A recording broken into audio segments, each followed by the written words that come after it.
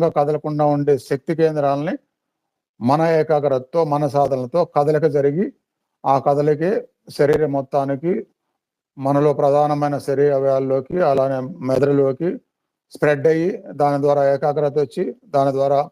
ప్రశాంతత తెచ్చి, దాని ద్వారా ఆరోగ్యం వచ్చి, దాని ద్వారా ధ్యానంలో ఉత్తమ స్థాయికి వెళ్ళే విధంగా, ధ్యానంలో ఉండే స్థాయిలు ఉంటాయి కదా, ధారణ, ధ్యాన, ప్రత్యాహార సమాధి, అవన్నీ పొందే విధంగా కూడా పనిచేస్తుంది అనమాట ఈ కుండలిని చక్రాసులో సాధన అనేది. అట్లా ధారణ, ధ్యాన, ప్రత్యాహార స్థితి వస్తుంది కాబట్టి క్రియలో కూడా అదే ధారణ, అదే ఆలోచన రహిత స్థితి పెట్టి చేయగలుగుతాము. అప్పుడు ఈ దైవ శక్తి కేంద్రాల్లో మనం నడిపిస్తాం కాబట్టి మనసు శ్వాసతో పాటుగా ఆ శక్తి మేల్కొన్నట్టుగా మనకు ఉపయోగపడేట్టుగా చేసుకోవడం అనమాట. మనలో ఉన్న శక్తి నిద్రపోతుంటే మనకు ఉపయోగపడదు కదా, దాన్ని మనమే మేలుకొలిపి, ఆ మేలుకొలిపే తర్వాత దాని యొక్క